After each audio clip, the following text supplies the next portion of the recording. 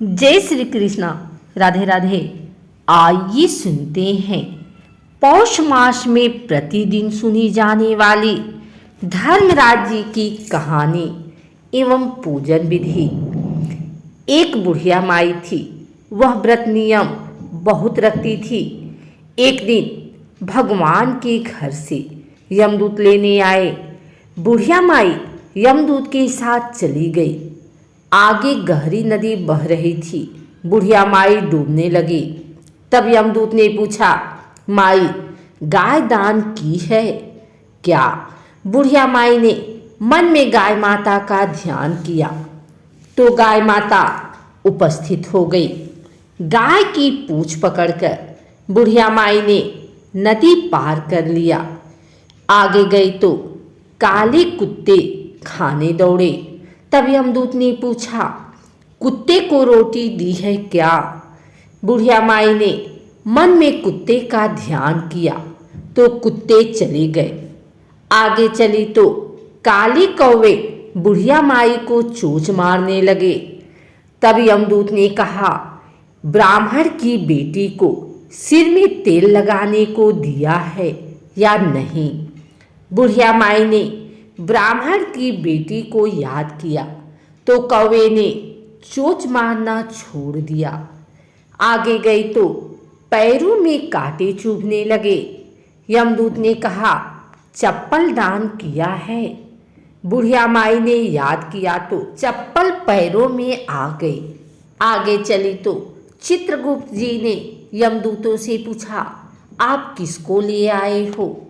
यमदूतों ने कहा, बुढ़िया माई ने बहुत दान पुण्य किए हैं लेकिन धर्मराज जी का कुछ नहीं किया, इसलिए आगे के द्वार बंद हैं। तब बुढ़िया माई ने विनती की कि मुझे 7 दिनों के लिए धरती पर जाने दो। मैं इन 7 दिनों में धर्मराज जी की कहानी सुनकर उद्यापन कर वापस आ जाऊंगी। धर्मराज जी ने उसके प्राण लौटा दिए। धरती पर बुढ़िया माई के शरीर में जान वापस आ गई। सभी लोग बुढ़िया माई को जीवित देखकर भूतनी भूतनी चिल्लाकर भाग खड़े हुए। बुढ़िया माई अपने घर आई। बेटे बहू से कहा, मैं भूतनी नहीं हूँ, मैं तो धर्मराज के कहे अनुसार वापस आई हूँ। मैं प्रत्येक दिन धर्मराज की कहानी सुनकर उसका उद्यापन करके वापस परलोक चली जाऊंगी। यह सुनकर बेटे बहू ने पूजा की सभी सामग्री ला दी, लेकिन कहानी के समय हुंकारा नहीं भरा। तब बुढ़िया माई पड़ोसन के पास गई। पड़ोसन ने कहानी सुनी और हुंकारा भी भरा। बुढ़िया माई ने 7 दिनों के पश्चात उद्यापन कर दान किया। 7वें दिन धर्मराज जी ने बुढ़िया माई के लिए स्वर्ग से विमान भेजा। विमान देखकर सभी गांव वालों ने स्वर्ग जाने के लिए कहा। तब बुढ़िया माई ने कहा, मेरी कहानी तो केवल पड़ोसन ने सुनी है।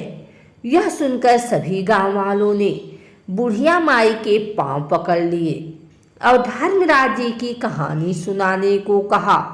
बुढ़िया माई से कहानी सुनने के बाद सभी गांववासी विमान में बैठकर स्वर्ग पहुंच गए।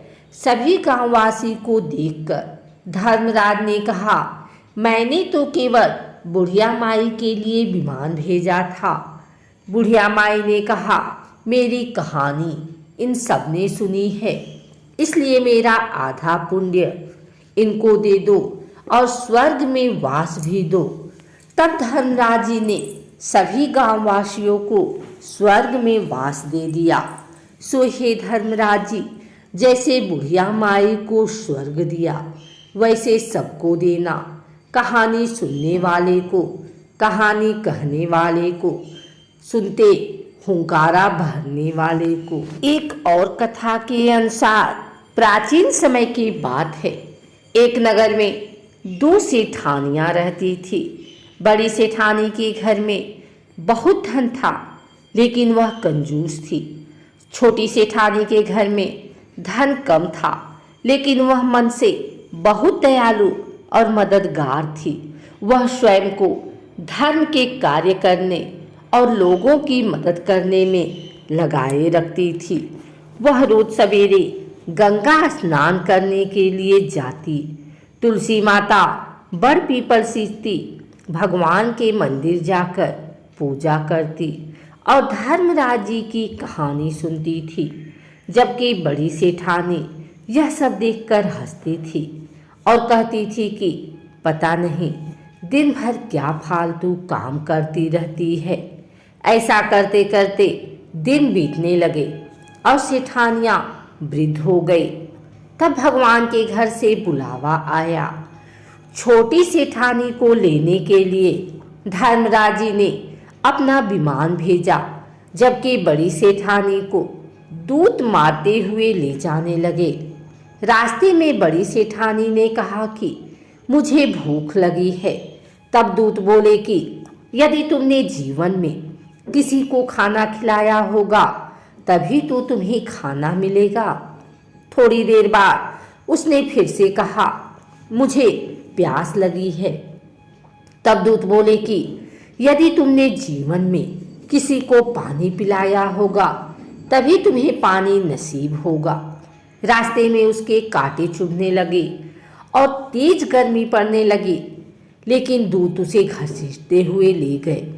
अब बड़ी सेठानी बहुत पछताने लगी कि मेरे पास सब कुछ होते हुए भी दान धर्म नहीं किया। इतनी देर में धर्मराज जी का दरबार आ गया। वहां जाकर उसने देखा कि छोटी सेठानी भगवान के पास सिंहासन पर बैठी थी। उधर बड़ी सेठानी को तपते हुए कुंड में डाल दिया गया। तब बड़ी सेठानी बोली कि मुझे 1:15 का समय दीजिए, मैं वापस आकर दंड भोग लूंगी। धर्मराज बोले ठीक है। बड़ी सेठानी के शरीर में वापस प्राण डाल दिए गए। धरती पर आते ही उसने पंडितों को बुलाकर धर्मराज जी की कहानी सुनी और सब तरह के दान धर्म किए। इतने में समय पूरा हो गया। अब की बार बड़ी सेठानी को लेने धर्मराज जी का विमान आया। 1:15 के दान धन और धर्मराज जी की कहानी सुनने से बड़ी सेठानी को स्वर्ग की प्राप्ति हुई। धर्मराज जी ने जैसी कृपा सेठानी पर की वैसी सब पर करना। धर्मराज जी की कहानी सुनने वाले, कहानी कहने वाले, हुंकारे भरने वाले और पूरे परिवार पर कृपा करना। आशा है आप सभी को यह धर्मराज जी की कहानी पसंद आई होगी। अगर हमारी वीडियो अच्छी लगी है तो इसे लाइक करें, कमेंट करें, शेयर करें। हमारे चैनल को सब्सक्राइब करके बेल नोटिफिकेशन ऑल पर सेट कर लें ताकि आगे आने वाली वीडियो सबसे पहले आप तक पहुंच सके। धन्यवाद।